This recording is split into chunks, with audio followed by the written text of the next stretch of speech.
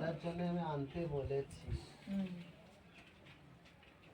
ঝুমটার জন্য আনতে বলেছি, কিন্তু আমার কাছে তো মেঘে নিয়েছি যে আমি যতদিন পারবো ততদিন করব। কিন্তু আমি যখন আটনে বসেছি তখন ঠিক পূজা হবে। হ্যাঁ, কেউ না কেউ আমার পুজো ঠিক করবে। বুঝেছিস? বসে গেলে সেই জায়গায় তো কি পরের পর হয়ে আছে রে, পরের পর ঠিক হয়ে আছে। কিন্তু ছেলেরই ভালো হবে, মঙ্গল হবে। কিন্তু অনেক মানুষ ইয়ে করছে, তার দিকে করতে দিয়েছে, করুক। অনেকজন ভাবছে মানে একটু হঠাৎ করে কেন করছে, বুঝেছিস? বলা বলি করছে, নিজের স্বার্থ আছে সেজন্য করছে। কিন্তু স্বার্থ ছাড়া কেউ মানুষ কেউ চলে কি? কেউ চলে না। কি? মা ওকে এই করতে বলেছে, ভালো লাগছে করলাম মানে কি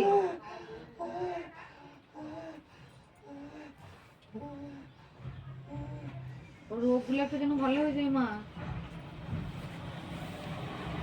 কিচ্ছু হবে না, কিচ্ছু হবে না, কিচ্ছু হবে না। দেখবে ওকে ভালো হয়ে যায়, পাথরগুলো যেন নেমে যায় তাড়াতাড়ি। আমার পুজো খেয়ে দেওয়া হয় রে।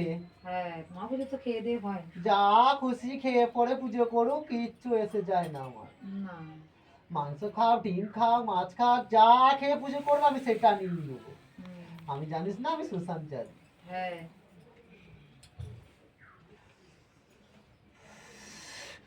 আমি যোনটা নিয়ে পুজো করি আমি সেটাই চাই।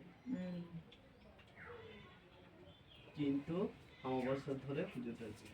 হ্যাঁ বলেছি অমাবস্যা ধরে পুজোটা দেবো, আর শনি মঙ্গলবার বলেছি দিয়ে আসবো। কিন্তু পাশে দুটো আমার চিরা করলি না, আমার শিয়ালটা করলি না। ওই দুটো আরো বছরে করে দিবে। ওই জন্য তো হঠাৎ করে তাড়াতাড়ি করে হয়েছে তোমার।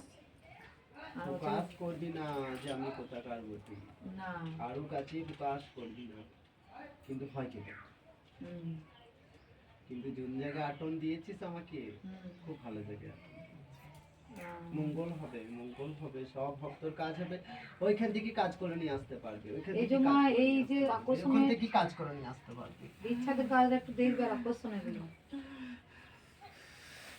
ওইখানে বসে পড়ে তো করা যাবে তো মঙ্গলবার দিন নাকি?